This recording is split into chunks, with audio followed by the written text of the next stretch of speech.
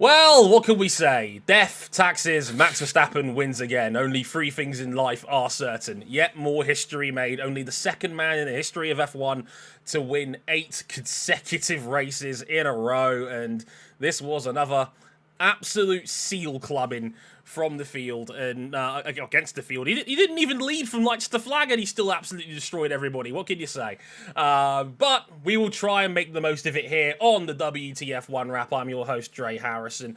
We'll get into our guests real quick, but just want to say we are powered by our friends at MoneyGram. And while the Belgian Grand Prix may be over, there is still time to enter the MoneyGram Fast Money giveaway. If you are live in the US, just download the MoneyGram app, sign up for MoneyGram has his F1 team updates, and yeah, that's your way of entering. It really is that simple. Sadly, although Nico and Kevin didn't get in the points this time around, MoneyGram is still giving away $10,000 to your customers right now. So 200 of you will get to win $50 just for signing up for their updates. Absolutely free, no questions asked. So don't forget, every weekend, MoneyGram to the US viewers out there have a chance to win up to $50,000 in prizes. So do stay tuned to that. Thanks for our friends at MoneyGram for powering the WTF1 Wrap as always. And they've been here for the whole half season so far. So big thanks to them for doing that. Right, we got a guest to introduce as well, and he's back on the show again. I was going to make some cricket jokes here, unfortunately, but 135 without loss is not ideal in the second innings. They're about to take the urn and win the bloody series as well. So welcome back to the WTF1 Wrap, F1LukeSam. Hello, Luke. How's it going, my friend? It's going good. Thank you for having me back on. Yeah, it's a pleasure to have you back, my friend. You did so well the last time. We thought we'd get you back on there. But how are you doing? How are you celebrating this monumentous occasion? Because Oscar Piastri, I think, has gained a whole heap of fans in the last couple of weekends. Yeah, he definitely had his doubters at the start of the season, but they've well and truly been squashed by now, and I'm absolutely stoked by it. I can imagine. I mean, look, the last time we were on here, I want to say it was Baku we had you on the first time round, and it was kind of hard to get a read of Piastri because McLaren were struggling a bit more at the start of the season, and he was of course going to be a little bit in Lando's shadow, and we'll get to scoring these people a little bit, but in the last 3 or 4 weekends with McLaren's upgrade kicking in quite nicely. You've got to be delighted as a hometown Australian seeing Piastri up there. I mean, second in the sprint was a hell of a result.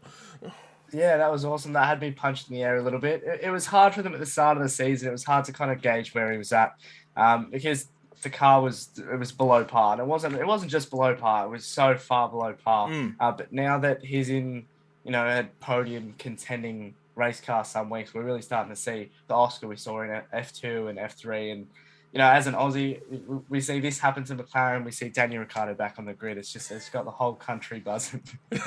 I was going to ask about this, obviously, because we've had a knack of having Australian and New Zealand-based guests in our time of having the wrap on. And then, of course, this is your second appearance. So that was actually going to be my next question. Obviously, Oscar Piastri doing back and obviously showing a lot of the potential that he showed as a junior, and seeing him back has been wonderful. But hey, Daniel Ricciardo's back. What's not to love? I mean, maybe not the strongest weekend this time around for him, but I mean, How does it feel having Daniel Ricciardo back? I mean, there's been a bit of buzz back home for that, right? Oh, absolutely. It took me off guard. I mean, I'm a reasonable man. I go to sleep at 7 p.m. I'm up early in the morning. Wow.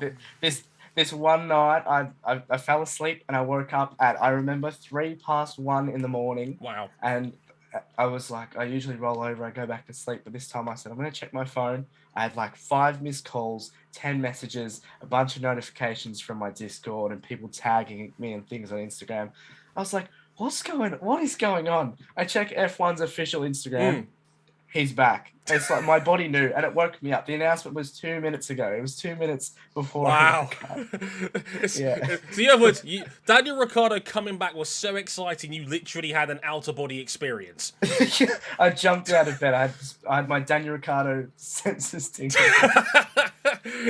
In other words, you're basically Spider-Man, only Australian, and it's for F1. Exactly right. Yeah.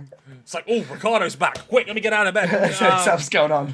Oh, that's brilliant. I mean, I do love that. I'm glad there's some excitement, and I like the kindest thing I can say about Ricardo being back is that it feels like, he's never really left. Yeah, that's because right. it doesn't feel like he's been out of place since coming back. It doesn't feel like he's, lagging behind the field. I think he's generally driven pretty well and looks like he's belonged since returning so far. We've only had a couple of weekends, so I know the sample size is a little bit small, but I'd like to think the signs are promising, right? Oh, absolutely. I mean, it's not like it's not warranted at all. I think what pushed him over the edge was the tire test for Red Bull after Silverstone. He was putting lap times in that would put him second on the grid, and that's exactly what Red Bull needs. So if he can perform in arguably the worst car on the grid, he did well last weekend. He did all right this weekend. There's no reason why he can't take Checo's seat. With that car, you need to be second if you're not first. I love we've got some interaction in the chat. Car F1 saying, "Honey Badger senses tingling." You mean? I was like, yeah, that probably makes sense. Yes. Yeah, that's very fair, I should say. That's the one. But I mean, we've got to talk a little bit about Belgium, Sam. I mean, Max Verstappen is still him. He's just completely unstoppable. Some fun performances underneath. I know Perez actually recovered to probably where he should be, a comfortable second, which is probably bad news for the Ricciardo hype train. I was like, oh no, Perez didn't completely botch this one. Damn. No seat fitting this week. No, damn. That's probably a bit of a shame. Charles Leclerc back on the podium, so that's a good result for Ferrari. It was nice to see him starting first. That's the thing I was most excited about, seeing him at the front of the grid. I did hear a fun fact about this. Charles Leclerc now has the joint most podiums of any driver that's not won a championship, which I guess is kind of an almost unfortunate stat because it was his 20th record breaking, but no one wants that. Yeah, it's like you share that with Valtteri Bottas. Oof. Not no. Not the most fun record to have in the world, but no, definitely not. A very still a very solid drive for Charles. I mean, again, Ferrari's been all up and down. They have been all year. So third podium of the year for Ferrari is fun. Lewis Hamilton up there in fourth again. Fernando Alonso recovered reasonably well to fifth as well on the day. But let's be honest with each other, Luke. Not exactly a classic, was it? No, I don't think so. I think I get caught in the trap of looking at what's happening at the front of the field. So, Max Verstappen, he wins by 18 seconds, and he's just got this thing where he doesn't just win, he absolutely crushes everything and everyone. And Sergio Perez, who thought he might have a sniff at getting a win, just absolutely crushed by the end of it. That's what he does. But if you look further down the field, the battling between Alpine, Williams, Haas, AlphaTauri, that was some pretty exciting stuff. No, I actually do agree. Like, some of the intrigue in the middle was fun. I mean, we had Lando Norris go up and down. I was so sure Lando Norris had a problem early on, but then later on in the race, and the track got a bit more slippery, Norris was flying, ended up seventh in the end, and that was interesting. Seeing Albon and Sargent briefly in the points was quite fun, and sadly, Williams didn't have the tyre life. They had to free stop it, which I thought, wow, a free stopper in this era. That you don't see that very often these days. So the fight in the midfield is one of those things that I do genuinely find quite fascinating. I wanted to get your take on that as well, because, like, a lot of people are infatuated, with, obviously, people want to see a title fight, people want to see fights for the win, we care more about those, that's natural as sports fans, of course that is. Yeah. But at least we can go into an F1 weekend, like weekend to weekend, and not know who's going to be the best of the second, like that second fact, that second team, the guys, between Ferrari, Aston Martin, Mercedes, like, and then you've got, like, hell, Yuki Tsunoda got in the points today. Like, that was a nice upset as well. Driver of the day. I think he had an awesome drive. It was very quiet. It was very straight to the point, but he got the job done. Yeah, I voted for him too. Completely know that feeling. So, I mean, how do you feel about the midfield at the moment? Is that carrying us this season? Absolutely, and I think it was Toto that said if it wasn't for Red Bull, this would probably, or maybe it was George. It would be one of the most exciting. One of the most exciting seasons ever, and that's because we would probably have 3, maybe 4 teams battling for the title. We saw Alpine halfway through the season look like they could make the step, especially towards Monaco, where Ocon got that podium. But between Mercedes, Ferrari, Aston Martin, McLaren now, Alpine on their day, and then you take the next step down to the AlphaTauris, the Alfa Romeos, the Williams, the Haases. It's actually really good racing It's like Red Bull up here, and then it's the next cluster of cars, and then it's the next cluster of cars. But the clusters are so close that it brings good racing. Yeah, I completely agree. I mean, like, of course, we all want to see fights for the win take place and the intrigue at the front, but I do like seeing that pyramid structure go up and down and seeing who's going on, which way. Like McLaren being suddenly good again post upgrade has made that midfield fight fascinating. And this wasn't a particularly good weekend for them compared to the previous two, and yet they still I think gained points on Aston Martin once you factor in the sprint. So, speaking of which, let's pull out the tier list, shall we? Here it is on our screen. Now, we're going to do what we did last time. We had a sprint weekend, that was back in Austria. So we're going to try and take the entire vibe of the weekend into account. I think that might be an easier way of surveying the situation, like, and rather than just saying, well, this sprint, we're not going to ignore the sprint because it is worse. I mean, there is points on the line, and, a fair amount of points depending on who you are and who you ask. So we'll try and get an overall perspective on the whole weekend. So bear that in mind when you're sending in your takes. Again, chat, feel free to get involved. I'm sure you will. You do every time we do one of these about deciding who goes where. So it's going to be fascinating. And whatnot.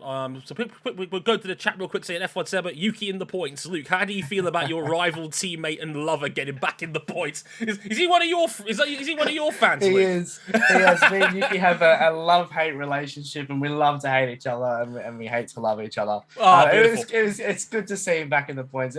This stems from F1 21, like the racing game. It's just always Yuki ends up my rival, but it's good to see him back in the points. We both voted him driver of the day, and he did deserve it. He had a very quiet, very, very good drive. Yeah, F1 Seba saying, yeah, you're tripping. It was a great race, lots of midfield battles and moves. Yes, Verstappen dominated, but focus on the battles too much, and I enjoyed it a bunch. That's entirely fair, Seba. Like I said, how you consume your entertainment is totally down to you. And like I didn't think it was amazing by any stretch, but if you found it great, fantastic. I am happy when you're happy having a good time watching this sport, because it means you're happy, and that means you're more likely to watch people like us, which is great. We love that. Now, we've got the tier list in front of us. Now, don't worry. I have updated it. Like, I did this myself. Via the power of Photoshop. Daniel Ricciardo is now featured. Nick de Vries has been exiled from the tier list.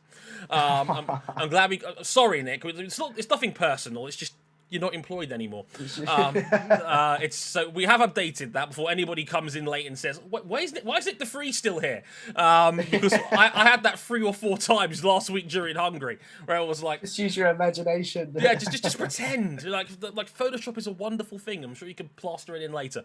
Should we get the obvious one out of the way, shall we? Let's just get Max in S from now. Yes, again. Again, I mean, I think the first time we did the tier list was Spain, and I've put Verstappen in S every single time because he has won every single race since then.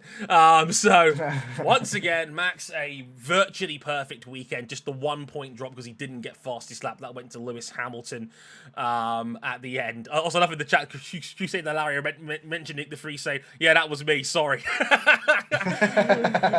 Larry, it's fine. It's nothing personal. I completely get that. Also, Jason in the chat saying, petition to rename the D tier to the Vries tier. That's just mean. Like, that's horribly mean. I'll consider it.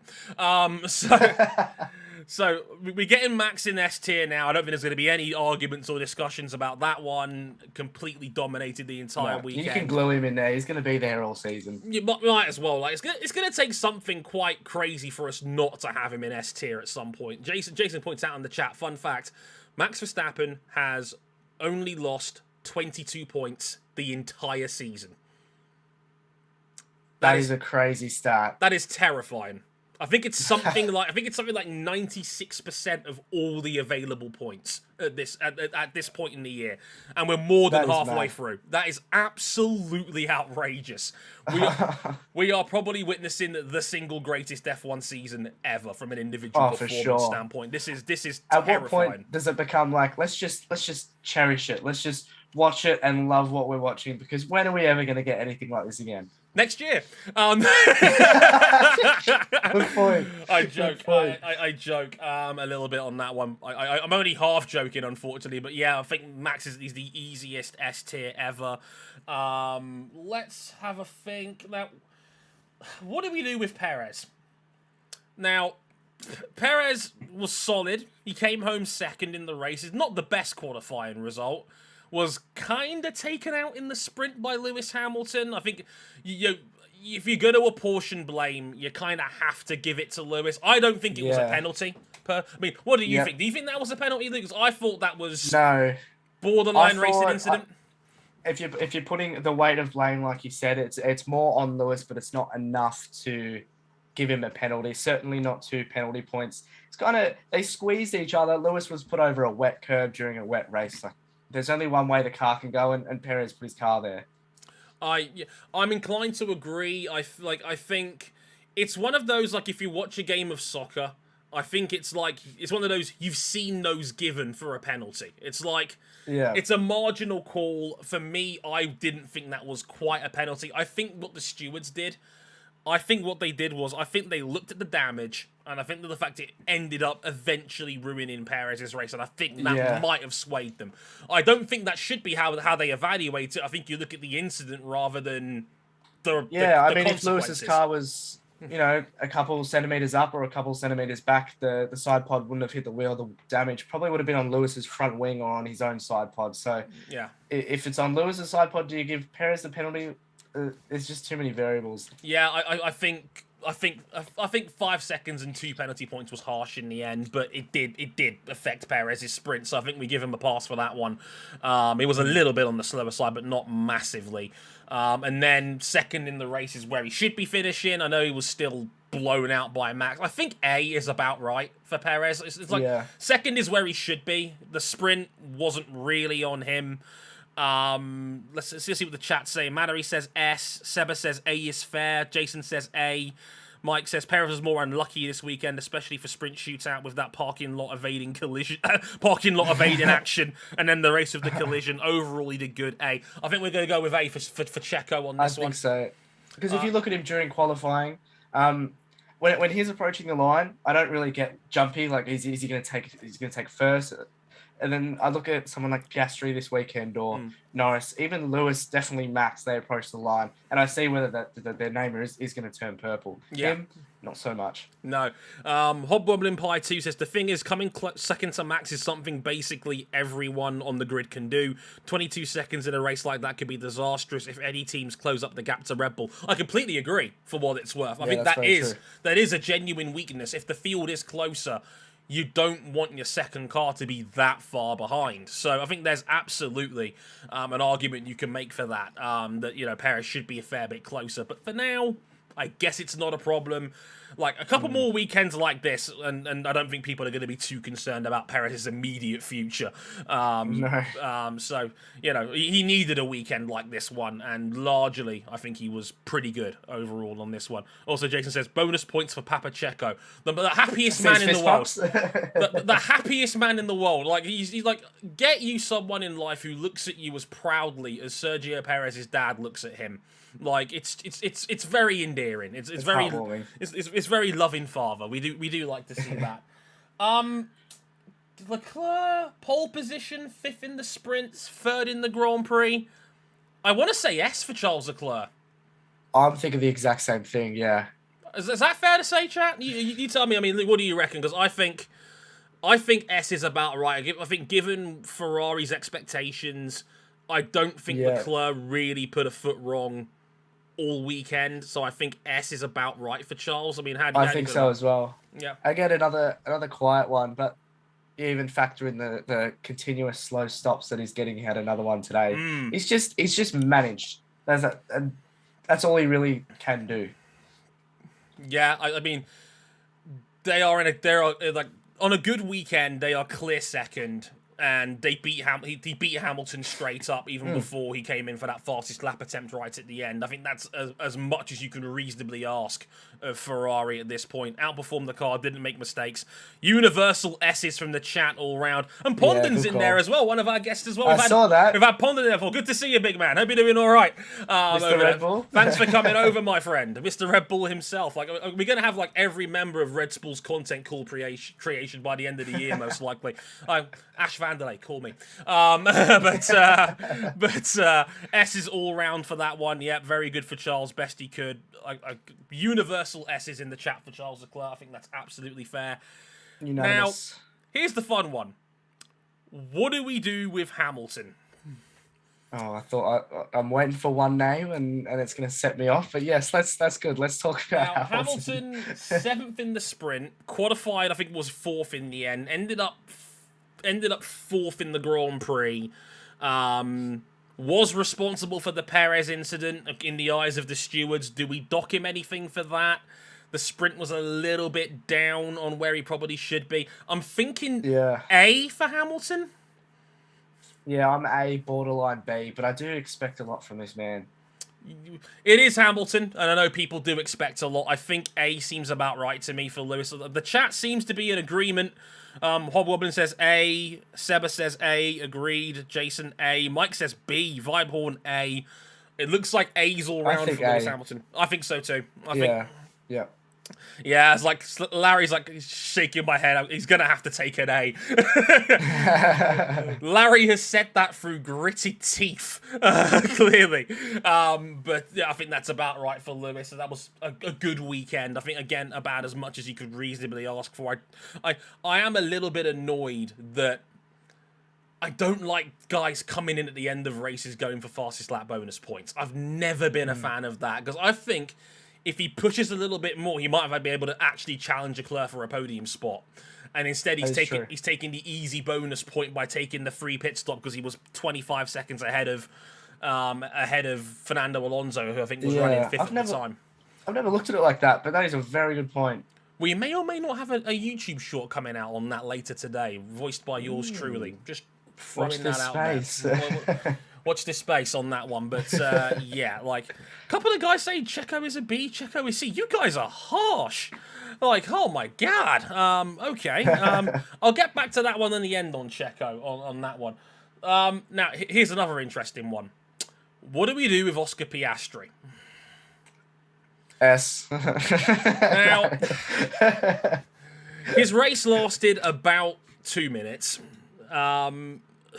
He did hang his car over that turn 1 apex. I think he was asking for trouble putting his car there. Sainz did kind of turn into him a bit. It ended his Grand Prix as well. So eventually they parked Sainz at middle distance. I don't think there's I think this is one of those sort of racing incidents. If this was just on the sprint, Piastri would comfortably be an S. We tend to put DNFs where there's no predominant blame in C. So how much do we deduct Piastri for the Grand Prix? Because you could maybe make a case he put his car in the wrong spot. Do we still give him an A based on the sprint? I don't know. I don't know. You're asking an Aussie. you're asking a very biased Aussie. I still think A. I think the sprint he drove like a very mature man. The qualified like a very mature man. Sprint qualified like a very, very, very mature driver. As much as he put his car in that position, I think into turn 1 by Carlos locking up, he had a decision. Do I hit Lewis or do I hit Piastri? There was no getting out of this scot-free. So he's chosen to hit my beloved Aussie. I still think A, borderline B, but I'm leaning more towards A purely because his sprint and his maturity and what we come to expect from other rookies on the grid, it's above that. What do you think? I was thinking A. He was outstanding in qualifying. I think he very nearly took pole position. Was excellent in the sprint to finish second. Grand Prix, maybe you give him some degree of blame. I would say that was a racing incident. I mean, the stewards noted it, didn't investigate it. I think that was the right decision on their part. I think that was just an unfortunate racing incident. I mean, I think that is, you could make the case that Sainz was maybe a bit more accountable given the lockup. So he made the error really more than Piastri did. The chat is saying largely A's. Can't ignore the Cypod diet. Seb is saying it has to be A because of the race. Larry A. B at most, says David Aldridge. Bart Vanderland says A. Mallory Clark says A. I'm going to stick with A. I think that's... It might be a little generous on that one, but... Yeah, if it was an 8.5, he would definitely be right there. Yeah, if there was something in between A and B, definitely I'd say yeah. But I think A's about right for Piastri. I think that's absolutely fair. Shall we do Carlos? There it is. Now, Carlos qualified reasonably well, finished the sprint in 4th. Maybe a little bit more to blame for the Grand Prix incident with Piastri that eventually put him out. I'm thinking somewhere between A and B. Maybe given that we gave Piastri the benefit of the doubt and said A, maybe B for Carlos would be more fitting. Yeah, because I would say that Oscar did have a better weekend than Carlos, and if he was borderline A, I would say Carlos is probably top of B. I think that's fair positioning. B to C says Seba. Flyborn says B. Crusader Larry C. Alex G says B. Again, I'm extremely filthy with the whole thing that happened. I know that like Oscar was to blame as well, but I don't know what it was. But it made me so angry seeing what happened. And then Oscar's team radio. One thing about Oscar, someone I forgot who said in my chat was he's like Kimi, but he talks. Yes. And I think that's the perfect way to describe it. Yeah. I think the chat's largely said B's and C's. I'm going to say B. I think that's probably about right. Yeah, that's fair. I'll stick with that. Tsunoda, I want to get to, because you mentioned Tsunoda briefly. Yeah. A very good race. I'm tempted to say A. He wasn't, like, if this was just on the race, he gets an S for getting that car in the points. Yeah, absolutely. Because AlphaTauri is a dog. He wasn't great in the sprint. He was the last over the line in that in 18th. Is Tsunoda A? Fair. I think that seems about right to me, because I think that was arguably his best drive this season. I think he was very solid. He was running as high as 6th at one point. I thought he's going to have a nosebleed running that high up the field. So he just kept overtaking. Yeah. Every time the camera cut to him. My goat. My goat, says Seba in the chat. David Allred says A. Give my boy his A. We have some Tsunoda fans in the chat, clearly. We do. S for me even says Vibe Horn. Tsunoda's a clear A. Great driving with an underdog car. Some very high praise for Yuki this weekend, and honestly, yes, I think he needed it. Given the pressure of Ricciardo, that's a great response from them to get their 3rd point of the year. To have Yuki up there as well, and Jason sums it up perfectly. A priceless point. Completely agreed. So I think A is absolutely valid for Yuki. And after countless P11s as well, he needed some points. Yes, they all count. And like I said, at that bottom end of the field, every point is going to be so important. So yeah, absolutely critical for Yuki to get in the points on that one. Should we get the Hasses out of the way? Because I feel like I kind of want to put Hülkenberg in C, because none of what happened this weekend was Hülkenberg's fault. No. It feels like he had a technical problem. I think it was hydraulics in the qualifying session. He had another problem in the sprint shootout. Had to start from the pit lane with a new power unit. Yeah. I kind of want... the sprint, they didn't get him out quick enough, did they? No, they didn't. That was a team error. Gary Gannon had to apologise for it. So I kind of want to put the Hasses in C and just basically give them a pass, because it seems like the team execution was more the problem than the drivers themselves. Is that fair? Hasses in the C's? That's fair. Yeah, Matt. Yeah, C for both of them, says Vibehorn. I think we'll give them the benefit of the doubt and say, because the team was accountable for some of their problems, I think C's about right. Daniel Ricciardo was actually 10th in the sprint. I do forget that. His race itself, he was one of the first guys in, wasn't he? He was, and he undercut a whole bunch of people. Didn't quite work out because ended up down in 16th, which was unfortunate. And he kind of just fell backwards. C for Ricardo as well? Yeah, I'd feel bad putting him any higher and any lower. I think C's about right. I think that's very fair. Yeah, because the way I see it, the way it's going, I might not actually put anybody in D tier. Maybe Logan Sargent. We'll get to him in a minute. Seba says B. The whole sprint shootout team error alone makes Hulk deserve a C. Hulk had like 3 cartoon anvils hitting him, says Jason. I think that's all valid. Ricardo C, says Mustafa. I think that's about right. But we're halfway through, so let's quickly do the MoneyGram send of the day for best overtake. And I have a nomination that I'd like to throw out there. I'd like to say Esteban Ocon, who went round the outside of Yuki Tsunoda towards the tail end of that, at the end of the chemistry. I think that was a lovely pass towards the end of that race. It was late, it was daring round the outside, made it work. Very, very cool overtake for me. I mean, the midfield was where the action was at this weekend for yours truly. So we're in agreement. Esteban Ocon gets the MoneyGram Send of the Day award for best overtaker. Sorry, Yuki. They can't all be winners on that. We've already said enough nice things about him. Yeah. B's and C's, Ricardo, is the general vibe I'm getting. C for the sprint, but the normal quaddy was bad. Yeah, he did get knocked out in Q1 because of track limits. That didn't help either. I think that's going to cement him in C for me, personally. Yeah. Send of the day, signs on Piastri. Signs on Piastri. Oh, dear. I love the idea. Sent out of the room of the day. Oh, dear. Oh, dear. Oh, dear. Let's do Pierre Gasly. Because Gasly got a podium in the sprint.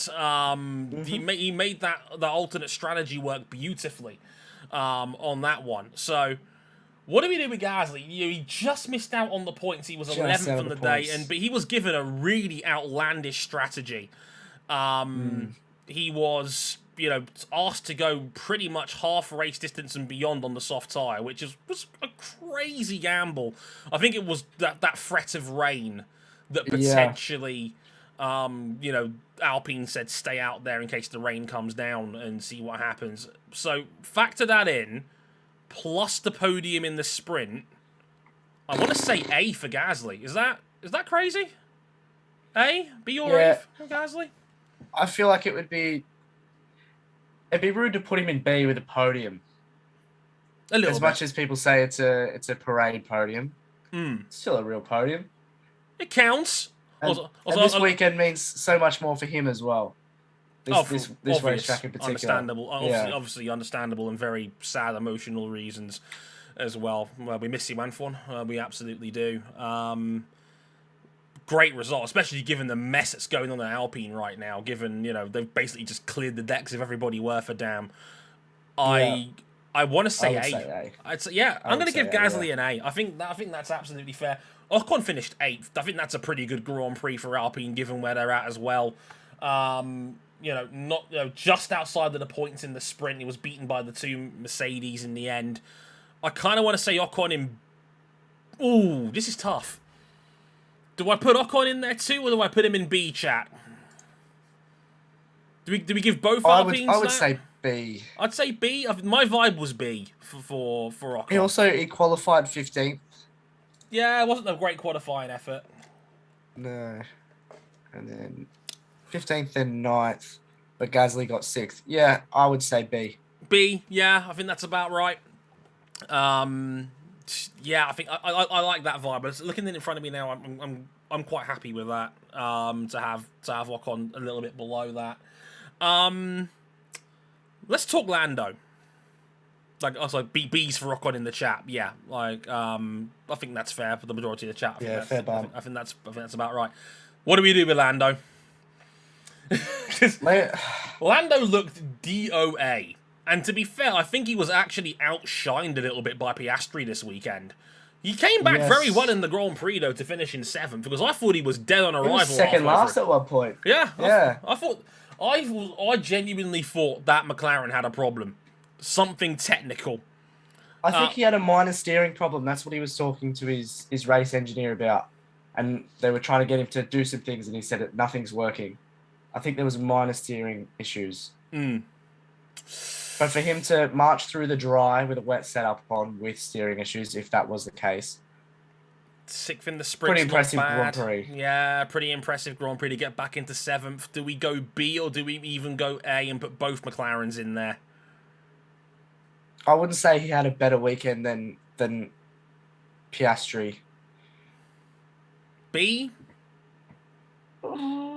This is a tough one. 8.5. Chat, what do you reckon? Besides Benji's one, who's put S in there about 10 times already. B or A? Team Penske fan says A. Damaged his car in qualifying. Benji's changed his answer. Seba makes a good point. He did damage his car in qualifying. That didn't help either. True. B? Yeah, B. Borderline, but yeah. I think B is about right. Yeah, B's. Benji Wall says C now. He's changed his mind. B is more fair. B. David Gannon says B. I'm gonna go B. I'm gonna go B on that one. We can come back at the end if anybody wants to make any last minute adjustments.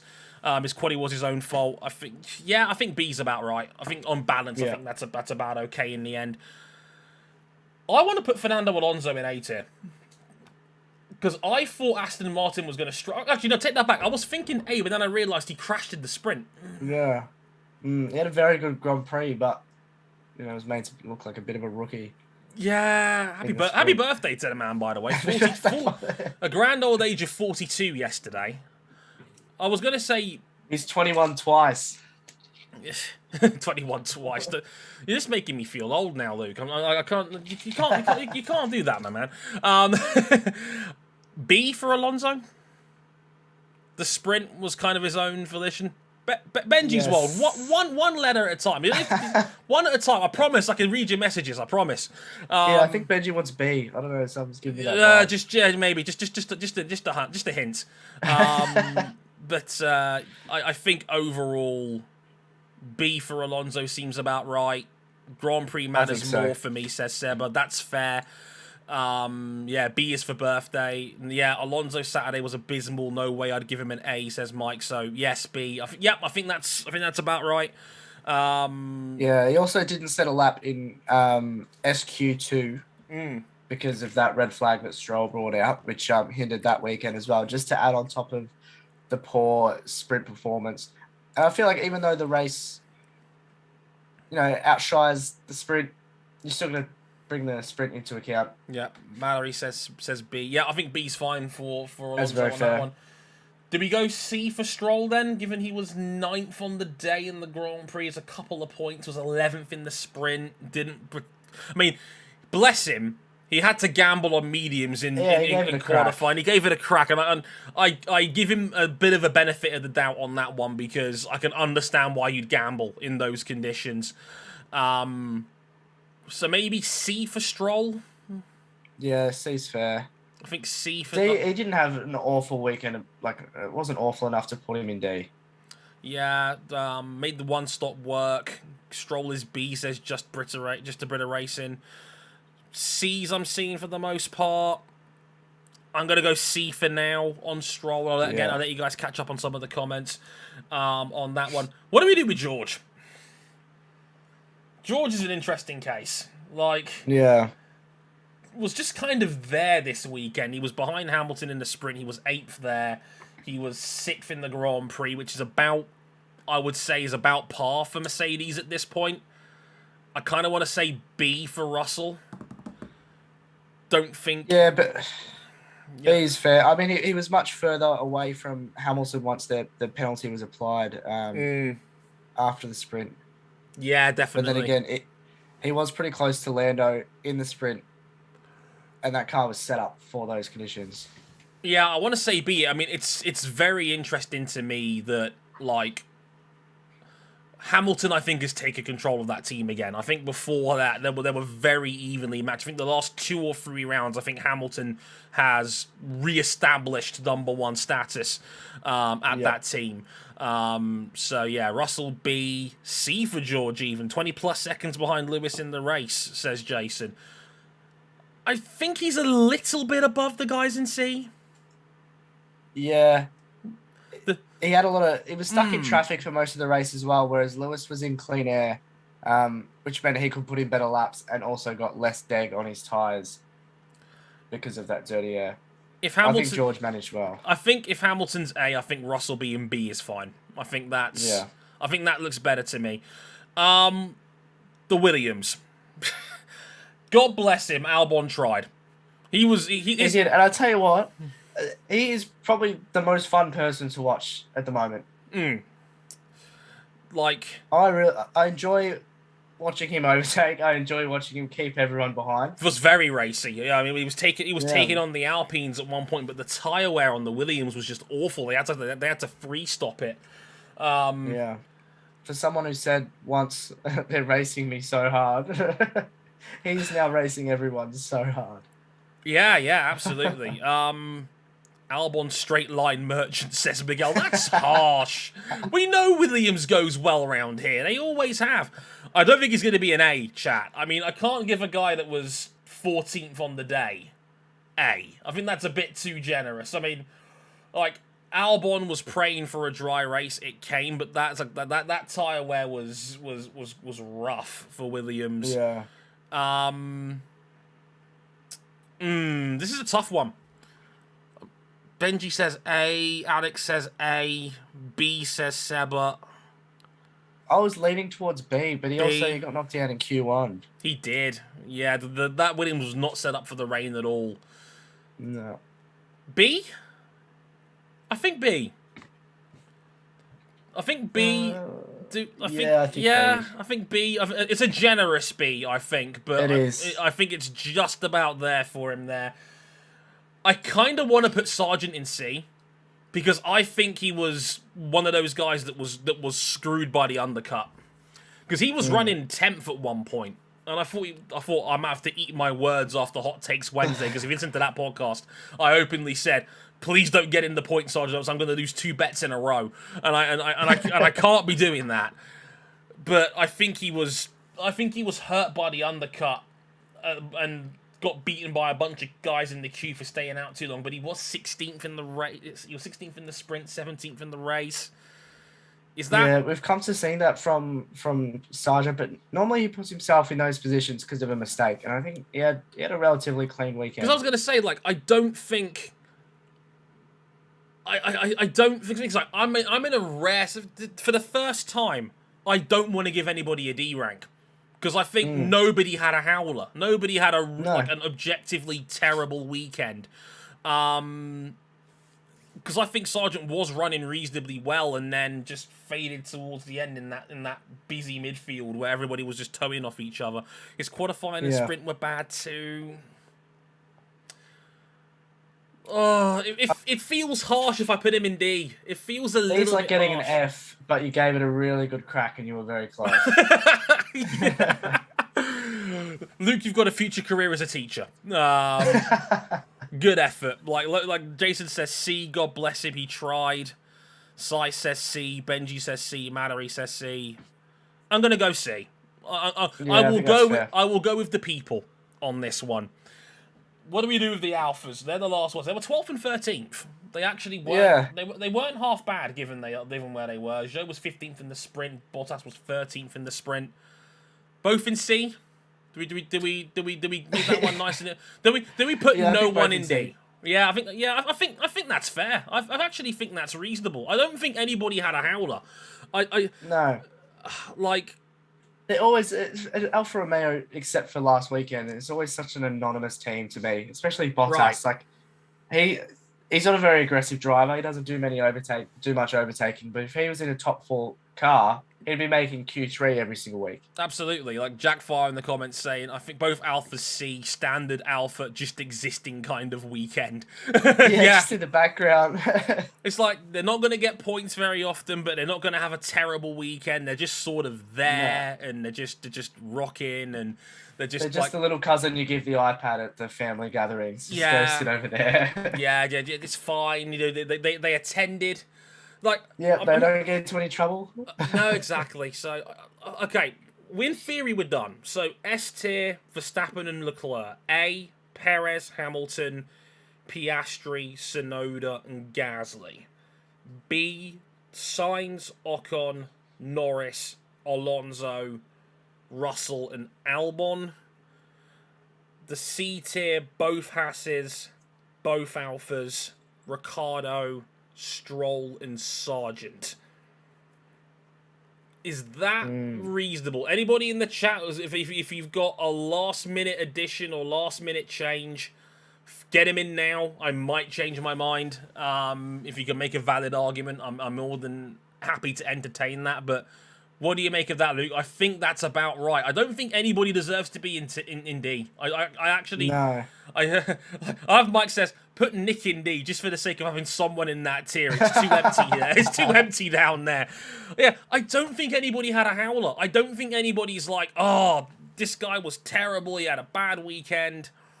Viberhawk says I think if we're giving Norris and Ocon a B, Piastri has to be a B. But Norris and Ocon B, Piastri has to be B. I don't think so. I wish there was more of the race we got to see. I'm happy with Piastri in A. Yeah, he was, 1/100th off matching Max Verstappen for pole position in the sprint. Held his spot like a champ. Jack Foster, it's hard to judge without. Sorry, it's hard to judge without seeing a race. Yes, seeing all 44 laps. It is always hard to evaluate that, and that's why we generally save the C tier for shenanigans. Let's see here. Jack Foster, I put signs down to a C. That was a pretty hard whiff at the first corner. It was. I think the rest of the weekend was okay to decent, maybe being outshone by Charles, but I put Charles in S. So I think it was a very Carlos Sainz weekend. It was. The race. It was just there. It was just nothing offensive, nothing outstanding. Just, puts the car where it should be every week. Doesn't piss too many people off. He did whiff at turn one, but I don't think it was a huge howler. I think it's just, a little bit of a lap one sort of incident, was a bit unlucky. Crunched his side pod a little bit against Piastri's. Like with Perez, I don't think the punishment fit the crime, is what I would say. I'm actually happy with that. I'm not going to put anybody in D. For just this once, everybody wins. No one gets put in D tier. For the first time since we've had one of these tier lists, I'm happy to not put anybody in D. Is that okay with you, Luke? That is okay with me. I think we've absolutely nailed it. Yeah, I think we've nailed it. I'm happy with that. I hope the chat seems to be reasonably happy with that. Mattery says looks good. Zako says no changes made. Jack Fair says fairs. I think I'm happy with that. So that's our tier list for the Belgian Grand Prix. If you miss it, if you want to get any highlights of that, do check out the WTF1 website. We'll have it up on there as well. So do check that out when you get a chance. Luke, tell the good people where they can find you before we get out of here. You can find me on TikTok at F1LukeSam, and on Twitch, Instagram, all at F1LukeSam. I'm known for the bloody AI videos that flood everyone's For You page, so sorry about that. But on Twitch, we do watch alongs. We do F1 Manager 23, F1 23, all that good stuff. Yeah. All at F1LukeSam. Yeah, do check him out. He's a absolutely fire content creator. He does an excellent job. One of the good, genuinely great up and comers in this space. So do give him a follow. He does put out very good content. And I mean, look at the mustache. That alone is worth the price of admission. As far as I'm concerned. So actually Bottas. the Bottas stash is in full flow. That alone has got to be worth a voiceover. That's also Zako in the chat that says, "Have a good evening, Luke and the sexy voice guy." That is the kindest thing anybody has said about me since hosting one of these. Thank you, Zako. 15. Why do you think That's very kind just to listen to Dre's voice? Stop it! You're making me blush. All right, I'm gonna go back off and watch the cricket. Please follow Luke if you haven't already, and again, give him a bump from us because it's 2 a.m. over there as we speak. So he's absolutely been a trooper to join us at this time. He came in last minute as well. So big thanks to Luke. Give him a subscribe if you haven't already. Please do. He's fantastic. We'll be back after the summer break. We got 4 weeks off now, so we'll be back for Zan 4 after the month. I just wanted to say to everyone that's tuned in the first half of the season on these live streams, you've done about, God, I want to say like 20, 25 of them now, because we were doing one a day over the race weekend to start off with. We're still doing them every weekend. I see a lot of the same names in here every week, so sincerely, thank you all for sticking with us, for watching along, for subscribing. It's a genuine pleasure being able to host these. You guys are enthusiastic, you're passionate, you have great opinions, and you guys make it fun and make it worth doing every week. So sincere thanks. I'm going to miss you guys. We'll be back in 4 weeks' time. Again, please subscribe to WT if you want, TF1 if you haven't already. If you want to hear more from me, I'm on the website as well. Podcasts, I'm on every Wednesday for Hot Takes Wednesday, so do check that out if you haven't already. A great time. Thank you, everybody, for that one. Enjoy your summer break if you haven't already. And we will catch you at the end of August for the WTF1 wrap on Zandvoort. Until then, thank you very much for watching. Sayonara. Take care.